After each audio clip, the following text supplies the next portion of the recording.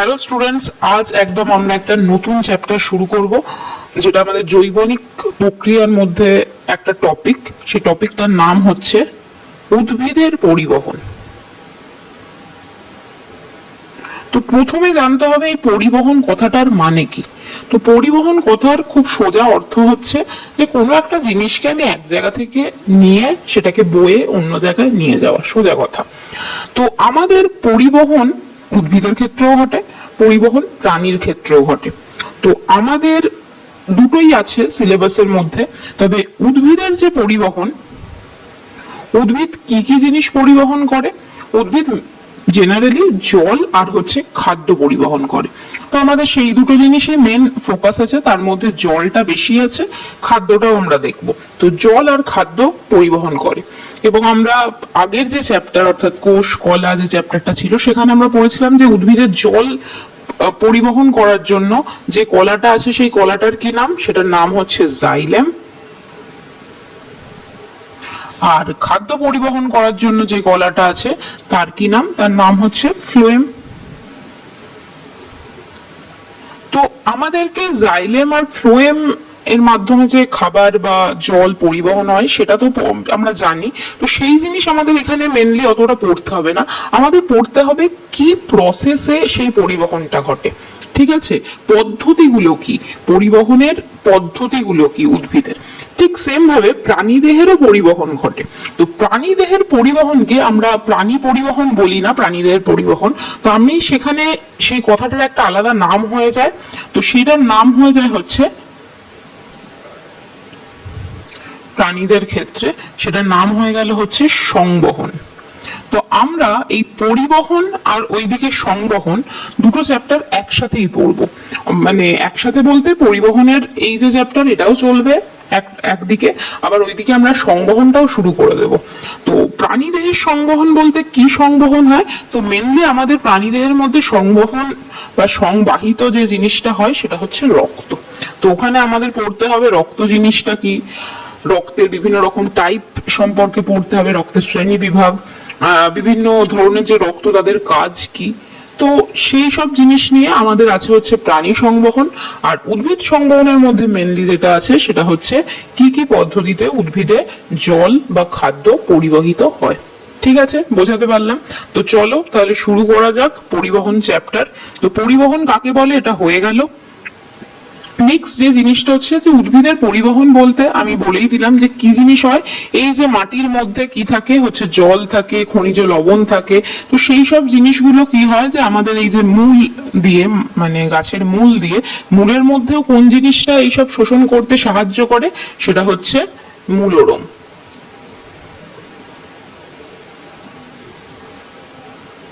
ঠিক আছে, তো মূলরম দিয়ে কি হয়, এই জল বা খনিজ লবণ সেগুলো গিয়ে কোথায় পড়ছে? গাছের এখানে থাকে হচ্ছে আমার জাইলেম বাহিকা। তো জাইলেম বাহিকা দিয়ে এগুলো ক্রমশ কি হয়, উপর দিকে উঠতে থাকে। তো উপর দিকে উঠে এটা কোথায় চলে যায়? হচ্ছে গাছের পাতায় চলে যায়। গাছের পাতায় গিয়ে সেটা কি করে? গাছের পাতায় গিয়ে সেটা সূর্যালোকের সাহায্যে কি করছে? সালোক সংশ্লেষ করছে। এবং সালোক সংশ্লেষের ফলে কি তৈরি হয়? সেটা হচ্ছে গ্লুকোজ তৈরি হয়। গ্লুকোজ কি? এক ধরনের শর্করা বা সুগার। ঠিক আছে, তো সেই শর্করাটা তৈরি হয়। আর যদি কোনো মানে অতিরিক্ত জল থাকে সেই জলটাকে কি আকারে বার করে দেয়? সেটা হচ্ছে বাষ্প আকারে বার করে দেয়, যেটাকে আমরা কি বলি? সেটা হচ্ছে বাষ্পমোচন। বাষ্পমোচনে আমরা আগে একটা ক্লাস নিয়েছি, সেখানে আমরা বাষ্পমোচন কমপ্লিট করে দিয়েছি। তো তার ভিডিও যদি না দেখে থাকো ডেসক্রিপশন বক্সে রয়েছে, কিংবা এখানে যে আই বাটনটা আসবে এই আই বাটনেও তোমরা দেখে নিতে পারো। তো অতিরিক্ত জল কি করলো? বাষ্পমোচন আকারে বের করে দিল। আর যে খাবারটা তৈরি হলো সেটা আবার কি হলো? এখানে আমাদের ফ্লোয়েম কলা থাকে গাছের কাণ্ডের মধ্যে, ইয়ের মধ্যে। তো সেখান থেকে আবার কি হলো? সেই খাবারটা সারা গাছের মধ্যে ছড়িয়েও পড়লো। তো আমাদের মেনলি এখানে যেটা পড়তে হবে যে পরিবহনের পদ্ধতি কি, পরিবহন কিভাবে হয়। জাইলেমের মাধ্যমে হয়, ফ্লোয়েমের মাধ্যমে হয়, সেটা তো হলো, কিন্তু প্রসেসটা কি? তো মেনলি আমাদের যে পরিবহন, সেই পরিবহন হচ্ছে দু রকম প্রসেসে হয়। সেই দু রকম প্রসেসটা কি? তো পরিবহনের যে দুটো প্রসেস, একটাকে বলা হয় হচ্ছে সক্রিয় প্রসেস, আরেকটাকে বলা হয় হচ্ছে নিষ্ক্রিয় পদ্ধতি। তো এই সক্রিয় পদ্ধতিকে কেন সক্রিয় বলছে? সক্রিয় পদ্ধতি মানে যেখানে আমাকে শক্তি প্রয়োগ করতে হবে, মানে শক্তির যেখানে একটু খরচ আছে, মানে আমি শক্তি খরচ করে তবে আমি পরিবহন করব। তো সেইটাকে বলে দেবে হচ্ছে, তো খুব সোজা কথায় শক্তি লাগবে। শক্তি বলতে আমি শক্তি কি আকারে পাই, সেটা হচ্ছে এটিপি। তো যেখানে আমার এটিপির খরচ হয়ে কোনো জিনিস পরিবাহিত হবে। আর নিষ্ক্রিয় পরিবহন মানে কি? নিষ্ক্রিয় পরিবহন মানে যেখানে কোনো এটিপির হচ্ছে খরচা লাগে না, খুব সাধারণ পদ্ধতিতে একটা পদার্থ সেটা এক জায়গা থেকে অন্য জায়গায় যেতে পারে।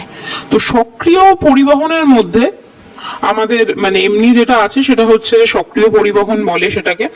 আর নিষ্ক্রিয় পরিবহনের মধ্যে আমাদের দুটো মেন জিনিস আছে। সে দুটো জিনিস কি কি? একটা হচ্ছে ব্যাপন, আর একটা হচ্ছে অভিস্রবণ। তো আমাদেরকে খুব ডিটেলসে পড়তে হবে এই ব্যাপন কি, অভিস্রবণ কি, এদের গুরুত্ব কি, কোনো এদের প্রকারভেদ থাকলে সেই প্রকারভেদ গুলো সম্পর্কে পড়তে হবে। তাহলে কি হলো, গাছের পরিবহন দু রকমের হয়, একটা হচ্ছে সক্রিয়, একটা হচ্ছে নিষ্ক্রিয়। সক্রিয় পরিবহন কাকে বলবো? যে পরিবহনের ক্ষেত্রে আমার শক্তির খরচ হবে, আমাকে শক্তি খরচ করে তবে সেই জিনিসটা পরিবহন করতে হবে। আর নিষ্ক্রিয় পরিবহন মানে যেখানে কোনো শক্তির খরচ হবে না। সেই নিষ্ক্রিয় পরিবহনের দুটো উদাহরণ কি? একটা হচ্ছে ব্যাপন, একটা হচ্ছে অভিস্রবণ। তো প্রথম চলে আসি হচ্ছে ব্যাপনে। তো এখানে পাশে একটা ছবি দেখতে পাচ্ছ, যে এক গ্লাস জলের মধ্যে কি করেছে, দু তিন ফোঁটা হচ্ছে কালি ফেলে দিয়েছে। তার ফলে যেটা হচ্ছে যে কালিটা ওই জলের মধ্যে আস্তে আস্তে গুলে যাচ্ছে। তো কালিটা যখন প্রথম ফেলা হয়েছিল তখন সেই কালির যে ঘনত্ব, কালির যে ডিপ, যে তার মানে ঘন ভাবটা, সেটা দেখো সেটা খুব হচ্ছে ডিপ আছে। আস্তে আস্তে সেটা যখন গুলে যাচ্ছে জলের মধ্যে, তখন সেটা আস্তে আস্তে হালকা হয়ে গোটা জলটাই একটা হালকা নীল রঙের জল হয়ে যাচ্ছে। তো ব্যাপন বলতে গেলে আমরা কি বুঝবো? তো সোজা কথায় ব্যাপন বলতে আমরা সেই জিনিসটাই বুঝি যে এটা একটা ভৌত প্রক্রিয়া। তাহলে প্রথম পয়েন্ট কি? এটা একটা ভৌত প্রক্রিয়া। তো যে ভৌত প্রক্রিয়ার ফলে কি হবে, যে দুটো পৃথক পদার্থের অণু, তাই জলের এখানে আমি কি বললাম, একটা হচ্ছে জলের অণু, একটা হচ্ছে কালির অণু। যেমন জলের মধ্যে তুমি যদি চিনি মেশাও বা নুন মেশাও, সবই একই রকম ব্যাপার। তো কি হবে, দুটো বিভিন্ন প্রকার অণু, সেই বিভিন্ন প্রকার অণুগুলো কিরকম ভাবে যাতায়াত করবে, বেশি ঘনত্ব যুক্ত স্থান থেকে কম ঘনত্ব যুক্ত স্থানে তারা হচ্ছে গমন করবে। তো এটাই সব থেকে এখানে ইম্পর্টেন্ট কথা, সেটা হচ্ছে বেশি ঘনত্ব থেকে কোথায় যাবে, কম ঘনত্বে। কম ঘনত্বে গিয়ে আলটিমেটলি ওটা কি হবে, কম ঘনত্ব ওটা ছড়িয়ে পড়ে শেষমেশ সেটা কিসে পরিণত হবে, সেটা হচ্ছে সম ঘনত্বে পরিণত হবে। এবার একটু এক্সপ্লেন করে দিই। এই যে হচ্ছে গ্লাসের মধ্যে কালি, তো কালিটার মধ্যে, কালিটা অ্যাকচুয়ালি কি ছিল, কালিটা হচ্ছে বেশি ঘনত্বের ছিল। তো কালির মধ্যে ঘনত্বটা বেশি ছিল, সেটা যখন জলের মধ্যে পড়লো, দুটো ভিন্ন অণু সেটা কি করলো, জলের মধ্যে আস্তে আস্তে হচ্ছে মিশে গেল, মানে বেশি ঘনত্ব থেকে আস্তে আস্তে কম ঘনত্বে ছড়িয়ে পড়লো। এবং একটা সময় পরে দেখা যাবে কি গোটা গ্লাসের জলটাই হচ্ছে একটা হালকা নীল রঙের বর্ণ ধারণ করেছে, যেরকম সেটা তাহলে তখন কি হবে, যে সেটা সম ঘনত্বে পরিণত হবে। ব্যাপনের প্রচুর উদাহরণ আছে, যেমন তুমি যদি একটা ঘরের এক কোনায় ধূপ জেলে রাখো, তাহলে আস্তে আস্তে কি হবে, সেই ধূপের গন্ধটা গোটা ঘরেই ছড়িয়ে পড়বে। তো সেরকম বিভিন্ন রকম উদাহরণ রয়েছে। তো ব্যাপনে এই যে আমি নিচেরও ছবিটা দেখো, নিচের এই নিচের যে জায়গাটা আছে মানে এই এখানটা, তো এখানে কি হচ্ছে, এটা হচ্ছে বেশি ঘনত্ব, আর উপরে যেটা আছে সেটা হচ্ছে কম ঘনত্ব। তো কোথা থেকে কোথায় অণুগুলো যাচ্ছে, সেটা হচ্ছে বেশি ঘনত্ব থেকে কম ঘনত্বের দিকে। বোঝাতে পারলাম? তো একেই বলছে হচ্ছে ব্যাপন। ব্যাপনের বিভিন্ন রকম মানে প্রকারভেদ আছে, যে জিনিসগুলো নিয়ে আমাদেরকে অতটা পড়তে হবে না, কিন্তু তবুও জেনে রাখা ভালো। একটা হচ্ছে যে আমি যদি তরলের মধ্যে কঠিন দিই, সেরকম তো তরলের মধ্যে কঠিন দেওয়ার কিরকম যেরকম ভাবে আমরা দ্রবণে পড়েছি, যে চিনির মানে জলের মধ্যে যদি আমি চিনি মেশাই, তো প্রথম যখন চিনি দেবো সব জায়গাটায় হচ্ছে সমানভাবে চিনি মেশে না, যখন চিনিটা পুরোটা মিশে যায় তখন কি হয়ে যায়, গোটা জলটাই মানে অল্প মানে মিষ্টি হয়ে যায়। আবার কি তরলে তরলে ব্যাপন হয়, যেরকম আমি এই যে তোমার হচ্ছে কালি আর জলের যে ব্যাপনটা হলো, তো সেটা হচ্ছে তরলে তরলে ব্যাপন। এছাড়া কি হয়, এছাড়া হচ্ছে গ্যাসে গ্যাসে ব্যাপন হয়, যেরকম হচ্ছে ঘরে যদি আমি ধূপকাঠি জ্বালাই, তো ঘরের মধ্যে একটা বাতাস রয়েছে, আর ধূপকাঠির মধ্যে যে গন্ধ সেখানেও একটা বাতাস রয়েছে, তো সেই দুটোর মধ্যে কি হচ্ছে, ব্যাপন হচ্ছে। তো এটা একটুখানি জানতে লাগবে, ঠিক আছে। এবার হলো ব্যাপন গেল। এবার যেটা হচ্ছে পরীক্ষায় লাগবে যে ব্যাপনের গুরুত্ব কি। এই যে ব্যাপন পড়ছি, সেই ব্যাপনগুলো কাজে কোথায় লাগে। তো ব্যাপনের গুরুত্ব আর অভিশ্রবণের গুরুত্ব আমরা দুটো হচ্ছে একসাথে পড়বো। তো আগে ব্যাপন হয়ে গেল, এবার আমি অভিশ্রবণে যাই যে অভিশ্রবণে কি হয়। তো অভিশ্রবণের ক্ষেত্রে মেনলি ব্যাপারটা যেটা হয়, অভিশ্রবণ হচ্ছে ঠিক উল্টো একটা ব্যাপার, ঠিক আছে। তো অভিশ্রবণে কি হবে, অভিশ্রবণে হবে যে সেক্ষেত্রেও দুটো আলাদা আলাদা ঘনত্বের হচ্ছে পদার্থ থাকবে। তো আমি আগে লিখে দিই অভিশ্রবণকে ইংলিশে কি বলে, অভিশ্রবণকে ইংলিশে বলে হচ্ছে অসমোসিস। ওকে, তো অভিশ্রবণ যেটা, তো অভিশ্রবণের ক্ষেত্রেও কি হবে, দুটো ভিন্ন ঘনত্বের আমার বা অসম ঘনত্বের দুটো দ্রবণ থাকবে। তো প্রথমে যেটা হচ্ছে অসম ঘনত্বের দুটি দ্রবণ থাকলো, দুটো দ্রবণ থাকলো। তো এখানে কি হবে, এখানে মানে যেটা ব্যাপনের ক্ষেত্রে হচ্ছিল যে বেশি ঘনত্ব থেকে কম ঘনত্বে যাচ্ছিল, অভিশ্রবণের ক্ষেত্রে উল্টো হয়। উল্টোটা কিভাবে হয়, সেটা হচ্ছে কম ঘনত্ব থেকে কোথায় যায়, বেশি ঘনত্বে যায়, ঠিক আছে। তো এটা কম ঘনত্ব থেকে বেশি ঘনত্ব যায়। এবার দেখো, কোনো জিনিস বেশি যার আছে সে কমকে দিতেই পারে, সেটা দেওয়াতে এমন কোনো ব্যাপারই নয়। কিন্তু কম ঘনত্ব থেকে বেশি ঘনত্ব যদি যেতে হয়, তাহলে নিশ্চয়ই কিছু না কিছু মাঝখানে থাকতে হবে যে সেই মানে যাতায়াতের পথটাকে হচ্ছে সুগম করে তুলবে।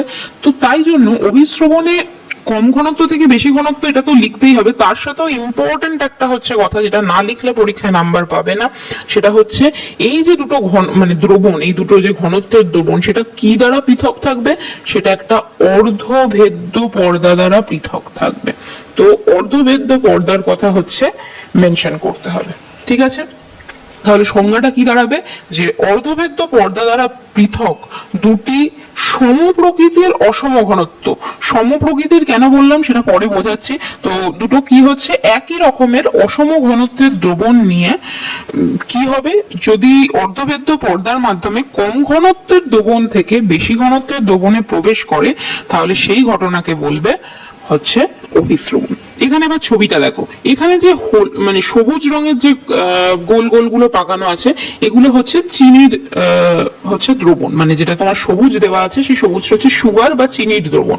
দেখো এই দিকে হচ্ছে মানে আমার যে ডান দিকটা, এই দিকে হচ্ছে যে সুগার বা চিনির যে ঘনত্ব, সেই ঘনত্বটা বেশি আছে। এই দিকে সেই তুলনায় কি আছে, তোমার চিনির ঘনত্ব মানে চিনি প্রায় নেই। তো এবার দুটোর মাঝখানে এই যে একটা পর্দা, দেখো এখানে যেটা ডট ডট দিয়ে দেওয়া আছে, উপরে লেখা আছে কি সিলেক্টিভলি পারমিয়েবল মেমব্রেন। এই কথাটার মানেই হচ্ছে অর্ধভেদ্য পর্দা।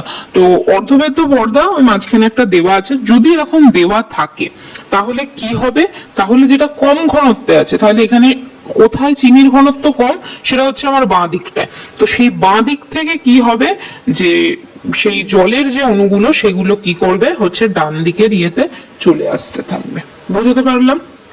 তাহলে যে দুটো কম মানে দুটো আলাদা ঘনত্বের দ্রবণ, যেখানে কম আছে সেই কম থেকে বেশি ঘনত্বে যাবে, কিন্তু কি মাঝখানে একটা অর্ধভেদ্য পর্দার উপস্থিতি দরকার, ঠিক আছে। আচ্ছা, আমি একটা কথা বললাম যে এই অভিশ্রবণ সবসময় কি হবে, সম প্রকৃতির দ্রবণের ক্ষেত্রেই হবে।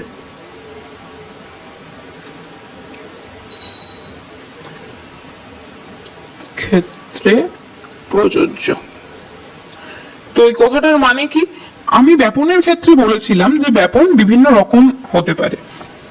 কিরাম কিরাম ছিল যে তরলের মধ্যে কঠিনের ব্যাপন হতে পারে, তরলের সাথে তরলের ব্যাপন হতে পারে, গ্যাসের সাথে গ্যাসের ব্যাপন হতে পারে। তো বিভিন্ন রকম ব্যাপনের হচ্ছে মাধ্যম আছে। কিন্তু আমার অসমোসিস বা অভিশ্রবণের ক্ষেত্রে দুটো যে দ্রবণ, সেই দুটো দ্রবণকে সম প্রকৃতির হতে হবে। এখানে দেখো, এখানে যে জল আছে, এখানে কি আছে, এখানে হচ্ছে চিনির জল আছে, মানে চিনির জলীয় দ্রবণ আছে। দুটোরই প্রকৃতি কি, দুটোই হচ্ছে তরল। দুটো যদি সমান না থাকে, জিনিসটার মধ্যে হচ্ছে অভিশ্রবণ হবে না। তো অভিশ্রবণ হতে গেলে দুটো দ্রবণকে আইদার তোমার হচ্ছে তরল হতে হবে। তো এই হচ্ছে মেন ব্যাপার। তো ব্যাপন গেল, অভিস্রবণ গেল। এবার হচ্ছে অভিস্রবণের কিন্তু কিছু টাইপ আছে। ব্যাপনের সেরকম ভাবে কোনো মানে টাইপ নেই, কিন্তু অভিস্রবণের ক্ষেত্রে হচ্ছে টাইপ আছে। তো সেটা হচ্ছে আমাদের জানতে হবে। তো তার আগে একটু দেখে নি। তো একটা প্রশ্ন আসে, সেটা হচ্ছে ব্যাপন আর অভিস্রবণের পার্থক্য। তো প্রথম ব্যাপন আর অভিস্রবণের যেটা পার্থক্য হবে সেটা হচ্ছে, আমি শুধু পয়েন্ট গুলো লিখে দিচ্ছি, বইতে এমনিতে পার্থক্য দেওয়াই আছে। তো ব্যাপন আর অভিস্রবণের মেন পার্থক্য যেটা হবে, একটা হচ্ছে ঘনত্ব দিয়ে, কোন ঘনত্ব থেকে কোন ঘনত্বে যায়। তো এখানে যেটা হয়, এখানে হচ্ছে বেশি থেকে কমে যাবে। আর অভিস্রবণে কি হবে, অভিস্রবণে হচ্ছে কম থেকে বেশিতে যাবে। তো এটা একটা পার্থক্য গেল। সেকেন্ড পার্থক্য কি হবে, সেকেন্ড পার্থক্য হবে হচ্ছে অর্ধবেদ্য পর্দা দিয়ে। তো এর ক্ষেত্রে কি হবে, যে অর্ধবেদ্য পর্দা হচ্ছে থাকে না, আর এর ক্ষেত্রে হবে অর্ধবেদ্য পর্দা থাকে। আর থার্ড কি হতে পারে, থার্ড হচ্ছে যেটা হবে, যে ব্যাপন কি হয়, অসম প্রকৃতির দ্রবণের ক্ষেত্রেও হয়। আর অভিস্রবণের ক্ষেত্রে সবসময় কি হতে হবে, যে সম প্রকৃতির দ্রবণ লাগবে। তো এই তিনটে হচ্ছে মেন তোমার যে বৈশিষ্ট্য, মানে বা পার্থক্য হিসেবে লিখতে চাইলে। এছাড়াও দু একটা পয়েন্ট হয়, সেটা ওদের কাজ দিয়ে হয়। তো মেনলি যদি তোমাকে চায়, তাহলে ঘনত্ব আর অর্ধবেদ্য পর্দা হচ্ছে মেন দুটো পয়েন্ট, ঠিক আছে। এবার হচ্ছে অভিস্রবণ কি হচ্ছে, যে অভিস্রবণে আমার কম থেকে বেশিতে যাবে। তো অভিস্রবণের দুটো টাইপ আছে। সত্যি কথা বলতে গেলে অভিস্রবণের যে অ্যাকচুয়াল দেখতে গেলে সেক্ষেত্রে তিনটে টাইপ হয়, কিন্তু জেনারেলি আমরা দুটো টাইপ করি। তো ধরো এই হচ্ছে আমার একটা কোষ, ঠিক আছে। তো এই কোষের বাইরেও, এখানে ধরো একটা কোষটা কোথাও একটা কোনো মিডিয়ামের মধ্যে আছে। তো ধরো যদি কোষের মধ্যে আমার যে জলীয় ভাবটা আছে, কোষের ভেতরে তো জল থাকে, তো কোষের ভেতরে যে জলটা আছে সেটা যদি আমার কম ঘনত্বের হয়, আর বাইরে যদি জল আমার বেশি ঘনত্বের হয়, তখন কি হবে, অভিস্রবণের ক্ষেত্রে সবসময় নিয়ম কি, যে সবসময় পরিবহনটা কোন দিক থেকে কোন দিকে হবে, কম ঘনত্ব থেকে বেশি ঘনত্বে হবে। তাহলে কি হবে, যে যদি এরকম কন্ডিশন হয় যে আমার যে কোষটা সেটা হচ্ছে কম ঘনত্বের, বাইরে পরিবেশে যে জল রয়েছে বা পরিবেশটা যেটা, সেটা হচ্ছে যদি বেশি ঘনত্বের হয়, তখন কি হবে, কোষ থেকে জল হচ্ছে বাইরে বেরিয়ে যাবে, ঠিক আছে। তো কোষ থেকে জল যদি বাইরে বেরিয়ে যায়, আমার কোষটা কিরকম হবে, কোষটা হচ্ছে আমার এরকম ভাবে শুকিয়ে যাবে, কারণ কোষ থেকে জল বাইরে বেরিয়ে যাচ্ছে। তো এটা হতে পারে। তো যদি এরকম হয়, তাহলে কোষ থেকে জল যদি বাইরে বেরিয়ে যায়, তখন সেই ধরনের অভিস্রবণকে কি বলে, সেটাকে বলে হচ্ছে বহি অভিস্রবণ, ঠিক আছে। যেখানে কি হবে, যে আমার কোষ থেকে জল বাইরে বেরিয়ে যাবে। তো সোজা কথা, কোষ থেকে জল বাইরে বেরিয়ে যাবে। কোষ থেকে যদি জল বাইরে বেরিয়ে যায়, তাহলে কোষটা কি হবে, কোষটা হচ্ছে ক্রমশ সংকুচিত হতে থাকবে। তো কোষের ক্ষেত্রে যেটা হবে, কোষটা সংকুচিত হবে, ঠিক আছে। আরেকটা ক্ষেত্রে মানে আরেকটা ঘটনা ঘটতে পারে, সেটা হচ্ছে যদি আমার কোষ, এটা ধরো আমার কোষ, কোষের মধ্যে আমার হচ্ছে বেশি ঘনত্ব আছে, আর চারপাশের যে পরিবেশ বা যে চারপাশে যেই মাধ্যমে রয়েছে, সেই মাধ্যমটা হচ্ছে আমার কম ঘনত্ব যুক্ত। তখন কি হবে, তাহলে অভিস্রবণের নিয়ম একই, সেটা হচ্ছে কম থেকে বেশিতে যাবে। তো সেক্ষেত্রে কি হবে, বাইরে থেকে তোমার হচ্ছে যে দ্রবণ বা জল, সেটা কি হবে, সেটা হচ্ছে কোষের ভেতরে ঢুকবে। যদি সেরকমটা হয় যে বাইরে থেকে জল যদি কোষের ভেতরে ঢোকে, তো সেক্ষেত্রে কি হবে, সেক্ষেত্রে হবে কি, কোষটা হচ্ছে আমার আরো ফুলে যাবে, ঠিক আছে। বোঝাতে পারলাম। তাহলে এই ধরনের যে ঘটনাটা, তাকে কি বলবে, অন্ত অভিস্রবণ। তাহলে অন্ত অভিস্রবণে কি হচ্ছে, যে আমার জল ভেতরে ঢুকছে, আর বহি অভিস্রবণে কি হচ্ছে, কোষ থেকে জল বাইরে বেরিয়ে যাচ্ছে। তাহলে অন্ত অভিস্রবণে কি হচ্ছে, যে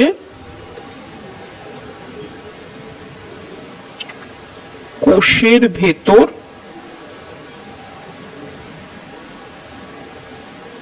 জল প্রবেশ করে। তার ফলে কি হচ্ছে, তার ফলে হচ্ছে কোষের মধ্যে রসস্ফীত হয়, মানে কোষের ভেতরে যে জল বা যা ভেতরে যা জিনিস থাকে সেটা স্ফীত হতে থাকে। তো ফলে কি হয়, কোষটা ফুলে যায় বা আয়তনে বৃদ্ধি পায়। তো এখানে আমি যেটা লিখতে পারি যে আয়তনে বৃদ্ধি পায়। ঠিক আছে, তো এই দুটো জিনিস হচ্ছে আমাদের পড়তে লাগে, যে একটা হচ্ছে অন্ত অভিস্রবণ, একটা হচ্ছে বহি অভিস্রবণ। কিভাবে মনে রাখবো? অন্ত মানে ভেতরে, তো এখানে কি হবে যে কোষের ভেতরে জল প্রবেশ করবে।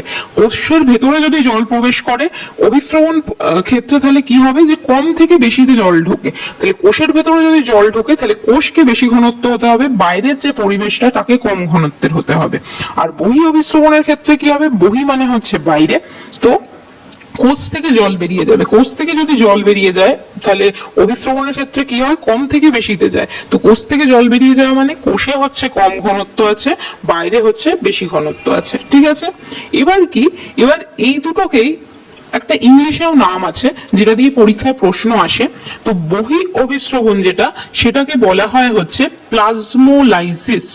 ঠিক আছে, আমি বাংলাটাও লিখে দিই, বাংলাটাই মেনলি লাগে। তো প্লাজমো, কোথাও কোথাও এইখানে দন্তস্বর বদলে হচ্ছে বর্গীর জ লেখে প্লাজমো কথাটা বলে, এটা আবার কোথাও কোথাও প্লাজমো বলে, তো কিছু এসে যায় না। তো একটা হচ্ছে প্লাজমোলাইসিস,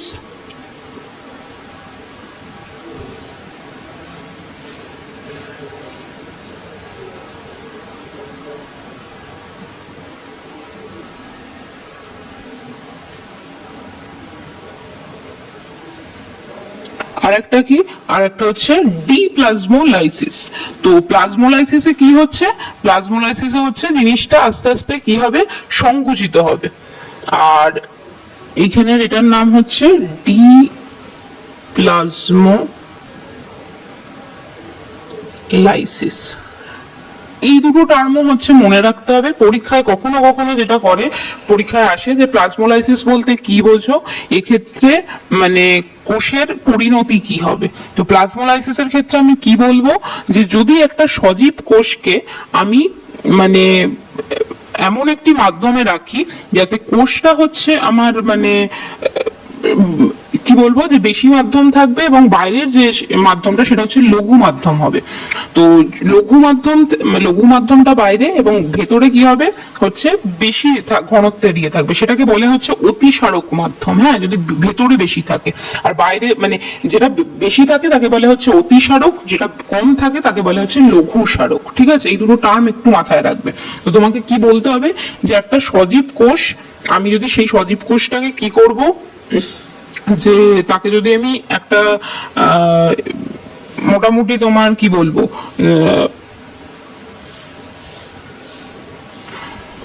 হ্যালো, হ্যাঁ, সরি একটুখানি প্রবলেম হচ্ছিল এখানে। ঠিক আছে, কোনো অসুবিধা নেই। তো কি বললাম, যে একটা যদি সজীব কোষকে আমি কোনো একটা লঘু মাধ্যম থেকে রাখি, তাহলে কি হবে, লঘু মাধ্যমে থাকার ফলে সেটা কি হয়ে যাবে, যে কম থেকে মানে এটা অতিসারক তোমাকে হচ্ছে দ্রবণে রাখতে হবে। অতিসারক দ্রবণে মানে বাইরেতে তোমার বেশি থাকবে, তাহলে কি হবে, কোষ থেকে তোমার হচ্ছে জলটা বাইরে বেরিয়ে যাবে। তো তার ফলে কি হবে, কোষটা হচ্ছে সংকুচিত হবে। তো এই ঘটনাকে কি বলে, প্লাজমোলাইসিস। প্লাজমোলাইসিসের ফলে তাহলে কি হচ্ছে, কোষটা সংকুচিত হয়ে পড়বে। ঠিক আছে, বোঝাতে পারলাম। এবার আমি হচ্ছে এই স্লাইডটায় আসি। দেখো এখানে কি লেখা আছে, এখানে একটা দুটো কথা লেখা আছে, একটা হচ্ছে হাইপোটনিক, একটা লেখা আছে হাইপারটনিক, একটা লেখা আছে আইসোটনিক। আইসো কথাটার মানে হচ্ছে, আইসো কথার মানে হচ্ছে সম, মানে সমান। দেখো আগে তুমি প্রথমে আছে মাঝখানের ছবিটা দেখো, মাঝখানের ছবিটায় কি হচ্ছে, এই বাইরে তোমার হচ্ছে কিছু দ্রবণ আছে, আর এই ভেতরে যে এই লাল রঙের দ্রবণ মানে জিনিসটা করা হয়েছে, এটা হচ্ছে আমাদের একটা ব্লাড সেল বা আমার রক্তের কণিকাকে নেওয়া হয়েছে। তো কি হচ্ছে দেখো, যে কিছু কিছু তোমার হচ্ছে বাইরে থেকে দ্রবণ যেরকম ভেতরে ঢুকছে, সেরকম ভেতর থেকেও কিছু কিছু দ্রবণ হচ্ছে বাইরে বেরিয়ে যাচ্ছে। তো আমি যদি তোমাকে 5 টাকা দিই, তুমিও যদি আমাকে রিটার্নে 5 টাকা দাও, তাহলে কি হবে, সবটাই সমান হয়ে যাবে, কারুরই কিছু কমেও যাবে না, কারুর কিছু বেশিও হবে না। তো সেই ধরনের দ্রবণকে কি বলা হবে, সেই ধরনের দ্রবণকে বলা হবে হচ্ছে আইসোটনিক দ্রবণ। ঠিক আছে, আইসোটনিকের বাংলা কি, তার বাংলা হচ্ছে সমসারক দ্রবণ। বুঝতে পারলাম। এবার চলে আসি হচ্ছে হাইপোটনিকে। হাইপোটনিক মানে কি? হাইপোটনিক মানে হচ্ছে যে বাইরের যে কন্ডিশনটা সেটা কি হবে, হাইপো মানে হচ্ছে কম, ঠিক আছে, হাইপো কথাটার মানে হচ্ছে কম, হাইপার মানে হচ্ছে বেশি। তো হাইপোটনিক সলিউশন মানে বাইরে যে পদার্থগুলো আছে মানে কোষের বাইরে সেটা কি হয়ে যাবে, সেটা হচ্ছে কম ঘনত্ব যুক্ত হবে। তো অভিস্রবণে হয় কি যে কম থেকে বেশিতে ঢোকে, তো ওই জন্য এখানের ক্ষেত্রে কি হচ্ছে দেখো, শুধুই বাইরে থেকে হচ্ছে ভেতরের দিকে তোমার হচ্ছে যা দ্রবণের পরিমাণ বা জল সেটা হচ্ছে ভেতরে ঢুকছে। যদি সেরামটা হয় তাহলে কি হবে, কোষটা দেখো ক্রমশ ফুলতে থাকছে, ঠিক আছে। তো এই ধরনের যে দ্রবণ তাকে কি বলবে, তাকে বলা হবে হাইপোটনিক দ্রবণ। হাইপোটনিক মানে কি, হাইপোটনিক মানে হচ্ছে লঘু স্মারক দ্রবণ, ঠিক আছে। তো যদি লঘু স্মারক দ্রবণ নেওয়া হয় তাহলে কি হবে, যে জল ক্রমশ হচ্ছে কোষের ভেতরে ঢুকবে। আর এটার এই ঘটনাটাকে আমি কি বললাম, এই ঘটনাটাকে কি বলে, তাকে বলে হচ্ছে অন্ত অভিস্রবণ, ঠিক আছে। আর অন্ত অভিস্রবণকে আরেকটা কি নাম বলে, সেটাকে বলে হচ্ছে ডিপ্লাজমোলাইসিস, ঠিক আছে, বোঝাতে পারলাম। এবার সবার লাস্টেরটা এসো, এবার কি বলছে, আমার যে সলিউশনটা মানে বাইরের যে দ্রবণটা, সেই দ্রবণটা কি নেওয়া হয়েছে, হাইপার, হাইপার মানে বেশি, তাহলে এটাকে কি বলবো, সেটাকে বলবো হচ্ছে অতিসারক। তো বাইরের যে দ্রবণটা নেওয়া হয়েছে সেটা হচ্ছে অতিসারক দ্রবণ। তো যদি অতিসারক দ্রবণ হয় তার মানে কি, কোষের ভেতরে তোমার হচ্ছে কম আছে, তো কোষের ভেতরে যদি কম থাকে কি হবে, কম থেকে সবসময় বেশিতে যাবে। তো কোষের ভেতরে যা তোমার জলীয় পদার্থ আছে সেটা কি হয়ে যাবে, বাইরে বেরিয়ে যাবে। তো বাইরে বেরিয়ে যাওয়ার ফলে কি হবে, কোষটা ক্রমশ সংকুচিত হবে। কোষের জলটা যেহেতু বাইরে বেরিয়ে যাচ্ছে, তাই এই ধরনের অভিস্রবণকে কি বলে, বহি অভিস্রবণ। আর এটারই আরেকটা কি নাম, সেটার নাম হচ্ছে প্লাজমোলাইসিস, ঠিক আছে, বোঝাতে পারলাম। তাহলে একটা হচ্ছে লঘু স্মারক দ্রবণ যদি নেওয়া হয় তাহলে কি হবে, কোষের ভেতরে জল ঢুকবে, কোষ ফুলে যাবে, অন্ত অভিস্রবণ। যেটা সমসারক সেখানে কিছুই হবে না, জল যেরকম ঢুকবে জল সেরকম বেরোবে। আর একটা হচ্ছে হাইপারটনিক সলিউশন, যেখানে কি হবে, যে বাইরেটা তোমার বেশি ঘনত্ব থাকবে, ফলে কি হচ্ছে, তো তার ফলে যেটা হচ্ছে যে কম থেকে তোমার হচ্ছে বেশিতে যাবে। তো কম থেকে যদি বেশিতে যায় তাহলে কোষটা আস্তে আস্তে সংকুচিত হয়ে যাবে। এই ঘটনাটাকে বলছে হচ্ছে প্লাজমোলাইসিস। প্লাজমোলাইসিসের ফলে কোষটা কি হয়, সংকুচিত হয়। বোঝাতে পারলাম তাহলে। তাহলে এবার যেটা যেখানে আসবো সেটা হচ্ছে আমার ব্যাপনের কি গুরুত্ব, আমার মানে এমনি ওভারঅল জেনারেল আমার ব্যাপনের কি জীবদেহের মধ্যে গুরুত্ব, আর একটা পড়তে হবে অভিস্রবণের কি গুরুত্ব। তো প্রথম আমি দেখবো হচ্ছে ব্যাপনের গুরুত্ব, ঠিক আছে। ব্যাপনের গুরুত্ব দিতে পারে, ব্যাপনের মানে প্রয়োজনীয়তা দিতে পারে পরীক্ষা, মানে কোশ্চেন গুলো এইভাবে দেবে। তো যেটা হয় আমাদের জীবদেহের প্রায় সমস্ত মানে শারীরবৃত্তীয় প্রক্রিয়াই হচ্ছে আমার ব্যাপনের উপর ডিপেন্ডেন্ট। কেমন, যেমন প্রথম যে হচ্ছে ঘটনা, ধরো তুমি আমরা যখন শ্বাস প্রশ্বাস নিই তখন কি করি আমরা, যে আমরা নেবার সময় হচ্ছে অক্সিজেন নিই বা আমার বাতাসটা গেল, তো বাতাসটা যখন আমার ফুসফুসে যায়, ফুসফুস থেকে ওই বাতাসের যে অক্সিজেন সেটাকে কে নেবে, সেটাকে নেবে হচ্ছে অক্সিজেনটা বাইন্ড করে হচ্ছে হিমোগ্লোবিনের সাথে। তো আমি এটাকে এইচবি লিখলাম। তো এইচবি চারটে হাতে কি হয়, হচ্ছে অক্সিজেন গুলো এরকম করে বসে যায়, O2 গুলো, ঠিক আছে।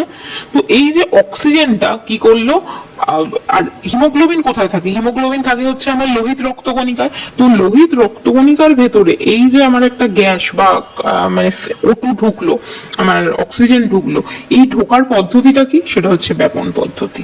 ঠিক সেম ভাবে আমার কোষের মধ্যে বিভিন্ন বিপাকের ফলে যে উৎপন্ন কার্বন ডাই অক্সাইড, সেটাও কি হয় আমার রক্তের মাধ্যমে, সেটা হচ্ছে আবার হচ্ছে কোষের বাইরে বেরিয়ে যায় বা আমার দেহের বাইরে বেরিয়ে যায়। তো সেখানেও যে এই কার্বন ডাই অক্সাইডটা কলাকোষ থেকে মানে আসছে বা কলাকোষে যাচ্ছে, তো সেটারও কিসের মাধ্যমে হবে, তো সেটাও হচ্ছে ব্যাপনের মাধ্যমে হবে।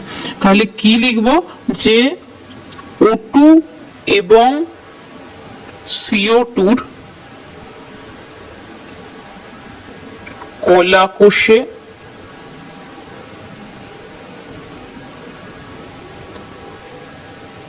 পরিবহন।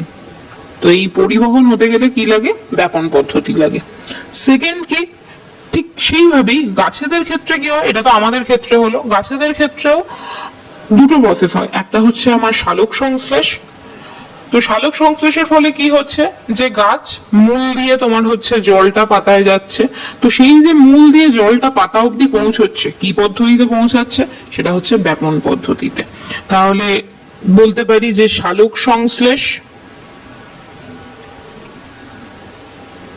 আর কি, আর একটা হচ্ছে আমার গাছও শ্বসন পদ্ধতি, মানে গাছেরও শ্বসন হয়, তো গাছেরও শ্বসনের ক্ষেত্রে, এবং কি আর একটা যেটা সেটা হচ্ছে বাষ্পমোচনের ক্ষেত্রে।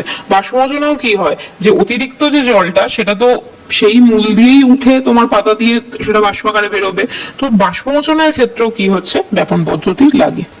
আর কি কি হয়, আর হচ্ছে যে আমাদের শরীরে যে সব মানে ক্ষতিকারক পদার্থ উৎপন্ন হয়, ক্ষতিকারক পদার্থ বলতে যেগুলোকে আমরা বলি হচ্ছে রেচন পদার্থ, যেমন ইউরিয়া, বিভিন্ন রকম ক্ষতিকারক অ্যাসিড, তো সেগুলোও কি হয় হচ্ছে আমাদের ব্যাপন পদ্ধতিতে আমাদের সেটা দেহকোষ থেকে বাইরে বেরিয়ে যায়।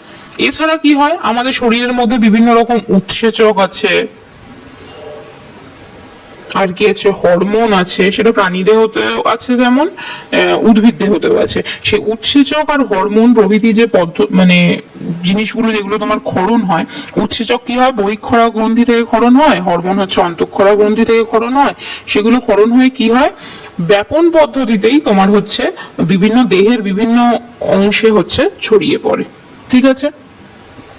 আর কি, আরেকটা খুব ভালো উদাহরণ হচ্ছে পরাগযোগ।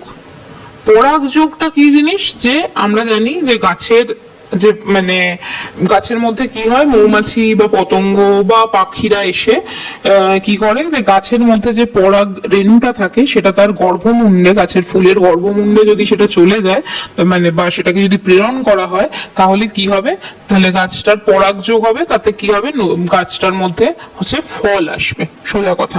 তো এই পরাগযোগেতে কি হয়, মানে এই যে জেনারেলি পরাগযোগ সেই ফুলেতেই হয় যে ফুলগুলো আইদার খুব ব্রাইট হয়, খুব উজ্জ্বল হয়, আর কি সেই ফুলের একটা গন্ধ থাকে, কারণ গন্ধ থাকলে তবেই পতঙ্গকে সে আকৃষ্ট করবে। তো সেই যে গন্ধটা, সেই গন্ধটা যে বাতাসে ছড়িয়ে পড়ছে, সেই ছড়িয়ে পড়ার জন্য কোন হচ্ছে পদ্ধতিটা হয়, সেই পদ্ধতিটা হচ্ছে আমার ব্যাপন পদ্ধতি। বোঝাতে পারলাম? তো ব্যাপন পদ্ধতিটার বিভিন্ন রকম যে মানে গুরুত্ব বা দিক, সেটা হচ্ছে আমাদের আলোচনা করা হয়ে গেল। এবার আমাদের যেটা হচ্ছে সেটা যেটা আসে সেটা হচ্ছে অভিস্রবণের আমার শরীরের মধ্যে বা মানে গাছের শরীরের মধ্যে কি কি জিনিস হচ্ছে গুরুত্ব। তো প্রথম যেটা হচ্ছে অভিস্রবণের গুরুত্ব, আমি আচ্ছা এখানেই লিখি, তো অভিস্রবণটাকে আমি এই জায়গাতে পয়েন্ট করি, শ্রবণ। আচ্ছা একটু কালিটা চেঞ্জ করে নি।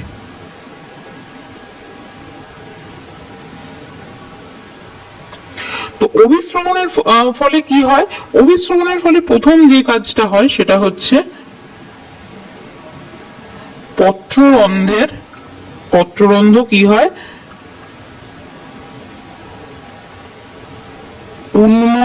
উন্মোচন মানে হচ্ছে খোলা, সোজা কথায় উন্মোচন ও বন্ধ হয়।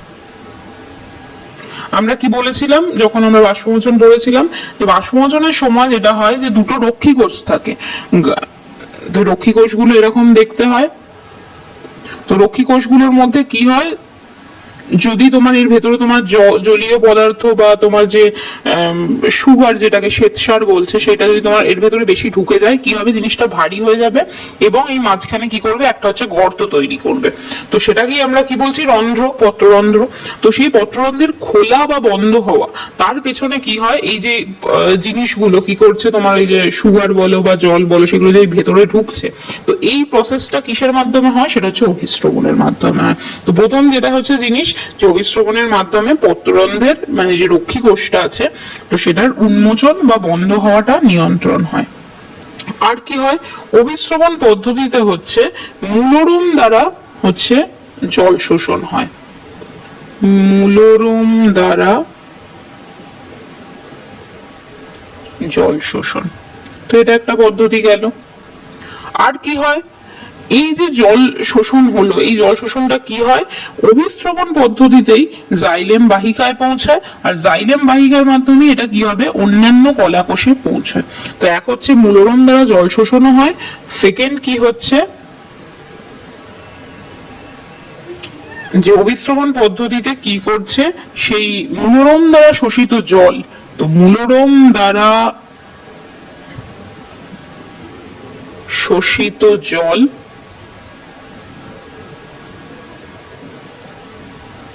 জাইলেম বাহিকায় পৌঁছায়। ঠিক আছে, এবং এর জন্য যে প্রসেসটা হয় সেই প্রসেসটা আমরা নেক্সট দিন পড়বো। সেই প্রসেসটাকে কি বলে, সেই প্রসেসটাকে বলে হচ্ছে কোষান্তর অভিস্রবণ। ঠিক আছে, কি জিনিস আমরা নেক্সট দিন ভালো করে পড়বো, আজকে শুধু নামটা শুনে রাখি। এটাকে বলে কি কোষান্তর অভিস্রবণ। তো এর মাধ্যমে কি হচ্ছে, যে যে জলটা শোষণ হলো সেই শোষিত জলটাকে আস্তে আস্তে তোমার হচ্ছে জাইলেম বাহিকায় পৌঁছে দেওয়া। আর কি হয়, আমরা জানি যে যেরকম ভাবে গাছের কাণ্ড হচ্ছে বাড়তে থাকে, তো গাছের কাণ্ড যখন বাড়ছে তখন সেটা কি হয়, উপরের দিকে বাড়ে, তেমনি গাছের মূলও নিচের দিকে বাড়তে থাকে। কিন্তু গাছের কাণ্ড বাড়াটা যতটা সোজা হয়, বেড়ে ওঠাটা, গাছের মানে মূলের বেড়ে যাওয়াটা সেটা ততটা সোজা নয়, কারণ মাটিকে ভেদ করে তাকে যেতে হয়। তো এক্ষেত্রেও কি হয় যে মূলাগ্র মানে মূলের যেটা অগ্রভাগ, সেখানেও হচ্ছে মাটিকে ভেদ করে মূলটাকে বৃদ্ধি পেতে হচ্ছে অভিস্রবণ পদ্ধতির একটা ভূমিকা রয়েছে। ঠিক আছে, আর অভিস্রবণটা থাকে বলেই কি হয়, যে যারা তোমার হচ্ছে মরু অঞ্চলের যে উদ্ভিদ গুলো, তারা ওই শুষ্ক পরিবেশেও হচ্ছে বেঁচে থাকতে পারে। কেন? কারণ তাদের মূলটা হচ্ছে অনেক দূর অব্দি যেতে পারে, এবং মূলটা যত দূর অব্দি যাবে তত কি হবে, ধরো জলতল অনেক তলায়, তো ওই জন্য মূলটা অনেক দূর অব্দি গিয়ে সেই জলটাকে নিতে পারে। ঠিক আছে, তো সোজা কথায় কি হচ্ছে এখানে বলতে পারি, যেটা